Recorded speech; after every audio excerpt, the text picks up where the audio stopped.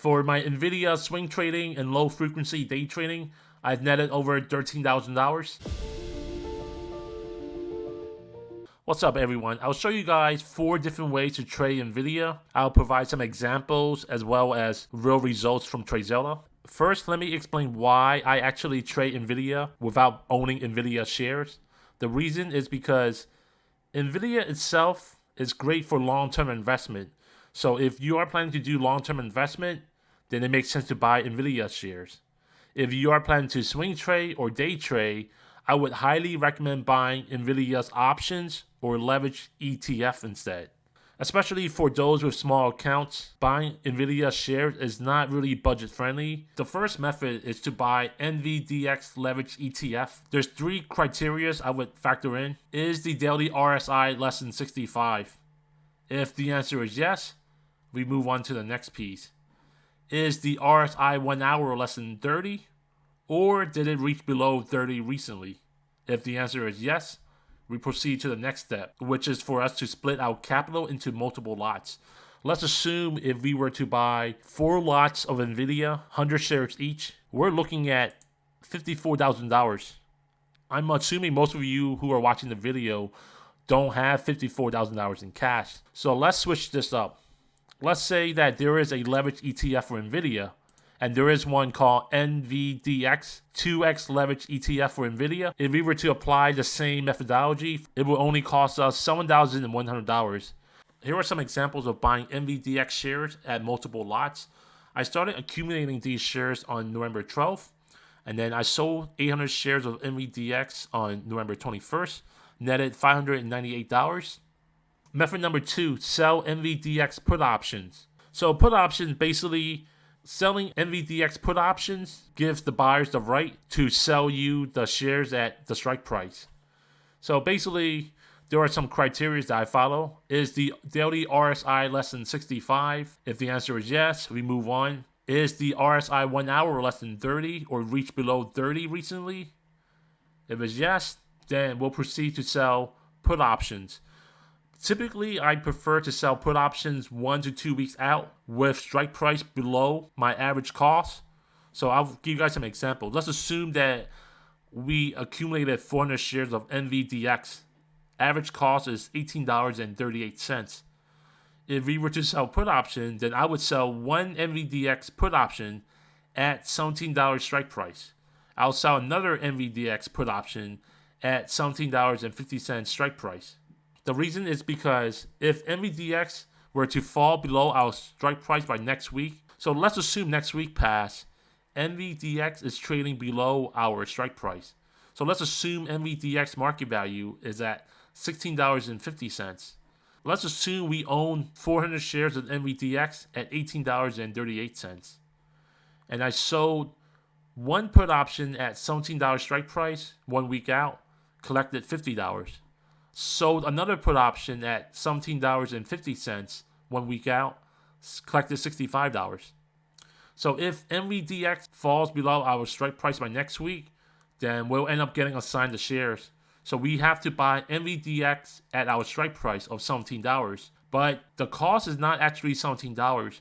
Because we collected $50, the math is based on $17 minus 50 cents.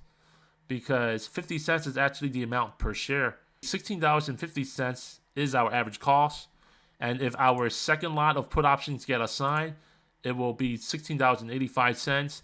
After we apply the weighted average cost, it will cost us $17.81. So this is by far one of my favorite strategies, is to sell NVDX put options while owning the NVDX shares. So let's look at another scenario. If Nvidia goes up, then our put options expire worthless. That means that we collected the full $50 and the full $65, total to $115. So I sold 2 put options at $53. So over time, Nvidia kind of went sideways. I collected $28 based on this trade. Another scenario that I also like to do a lot is to close it out earlier. Let's assume Nvidia goes up slightly or goes down slightly. Essentially, Nvidia goes sideways for the next couple of days. When it goes sideways, options loses value. So that's where I'm able to close out my put option earlier. So rather than me collecting my $50 off my first lot, I'm able to buy back at $40. By buying it at $40, that'll net me $10 premium collected at the end. And if I close out my second lot, let's say I bought it back for $30. So if I take 65 minus 30, that'll net me $35. So the first transaction when you sell put option is called sell to open. When you want to close it out, it's called buy to close. So for this scenario, I'm actually collecting partial profit. So there's no need for me to wait for the expiration date. I could immediately collect $45 on the same day, possibly the next day or days later. I have an example of NVDX put option I sold on November 22nd. I later closed it out on November 29th. Let's go ahead and zoom in on this entry. So I sold 2 put options at $53. So over time, Nvidia kind of went sideways. On November 29th, I was able to close it out by buying it back at $39. I collected $28 based on this trade. The third method is to buy NVDA call options. When it comes to buying calls or puts, I would rather buy Nvidia's call option, not the leverage ETF call option. The reason is because NVDA is more liquid, and also it doesn't have the interest it accumulates on a daily basis. So the criteria is the daily RSI less than 65? If the answer is yes, we move on to the next criteria. Is the RSI 1 hour less than 30 or reached below 30 recently? The third criteria is to split your capital into multiple limit order lots.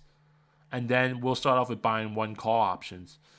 I'll switch over to my trading view and I'll show you guys what I have plotted recently. Again, I have my time frame 1 hour interval. My RSI is on the bottom here. Around November 27th, the past Wednesday, Nvidia reached below 30 RSI. And so this is a time where I'm kind of comfortable, buying call options. I basically set the support level in yellow. So anything in yellow represents strong support guideline where Nvidia hovers around a lot. So the first one I set is last Friday, I said, if Nvidia drops below $136.47, buy 1 call options. If Nvidia drops below $135.28, buy another call option. If Nvidia drops below $134.21, buy another call option. If Nvidia drops below $132.25, buy another call option. So here's one example of buying NVDA call options. My first limit order was hit. Essentially, on Friday, 1 out of 4 orders was executed. So I purchased my first call option at $10.25. And this was for $140 call, expire on February 21st of 2025. And I sold it at $11.65. That netted me $140. This was meant to swing trade, but hey, I was already in profit. I closed it out. Method number 4 is to buy NVD inverse leverage ETF shares. What this means is every time when Nvidia goes up, NVD goes down. If Nvidia drops in stock price, NVD goes up. Is the daily RSI less than 65? If the answer is yes, we move on to the next one. Is the RSI 1 hour less than 30? Or reached below 30 recently? If the answer is yes, then again, I'll split my capital into multiple limit order lots. For Nvidia on November 21st, 2024, it reached a high of $152.89. That means NVD should be priced the lowest around this time frame. So let's switch over to NVD on October 21st. The lowest price for NVD was at $25.25. Now, this would be the best time to get in on this inverse leverage ETF, but it's impossible to predict the future. I had marked this in yellow of a good support level to buy. So basically, someone could essentially set a limit order to buy NVD shares at $27.49 because this support level was reached multiple times throughout the month of November. So this would have been the best time to buy. Best time to sell it is when it passes the resistance level. $32 to $34 was the best time to sell NVD. NVD is the inverse leverage ETF of Nvidia. So if NVD was high around November 27th, that means Nvidia was probably low around this time. On November 27th, Nvidia reached a low of $132.23. Here are some examples of my NVD trades. I've made a trade on November 7th, closed it out on November 8th, made $66.68.